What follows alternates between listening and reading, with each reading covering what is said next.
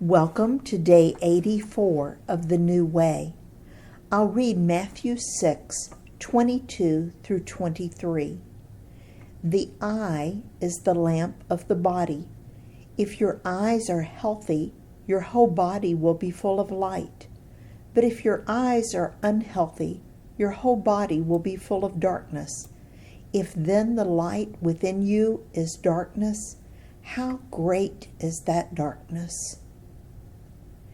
Your eyes let in light for your entire body. If your eyes are blinded, then there is physical darkness all throughout the body. When Jesus says, if the light within you is darkness, what is he talking about? Remember, Jesus came to bring light to our lives. When we invite Jesus in, he lights us up from head to toe.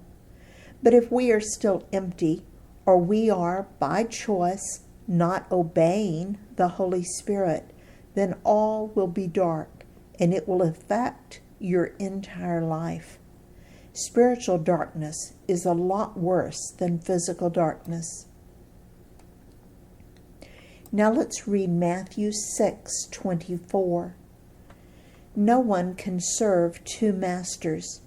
Either you will hate the one and love the other, or you will be devoted to the one and despise the other. You cannot serve both God and money. And Luke's version, in Luke 16:13, says, no one can serve two masters. Either you will hate the one and love the other, or you will be devoted to the one and despise the other. You cannot serve both God and money. I started working as a secretary when I was 16 years old. I continued to work at various places until my husband finished his education. In one of my jobs, I was the private secretary to one of the main men. But a few months into my job, the higher-ups decided to reduce the number of secretaries.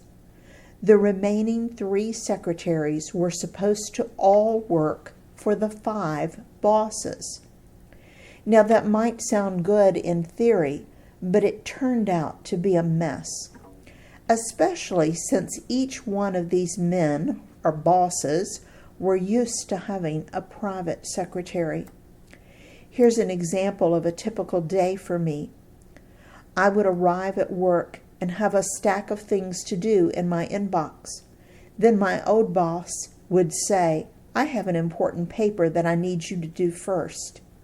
I would say, okay, and get started on it. But before I would finish, another man would ask, why didn't you do the work in your inbox? I was first.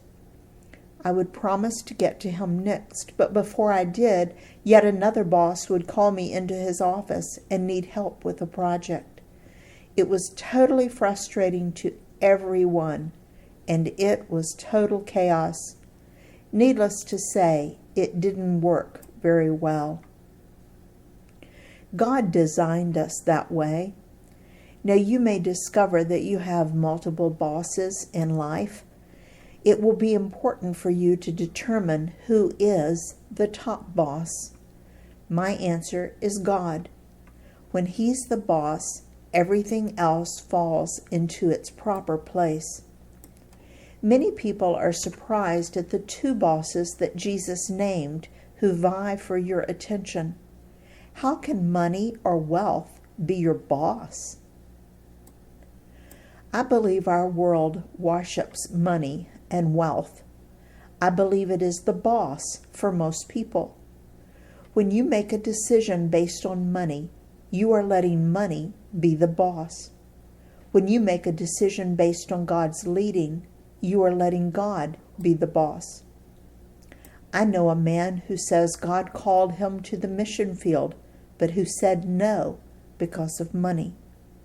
I know a woman who is a high-up executive who says God has called her to step down and be a full-time mom, but she won't do it because the money is more important to her than obedience. I know another woman who says God has asked her to change her career to another field. She's afraid she'll never have such a good salary in the new field, so she's staying put, for now.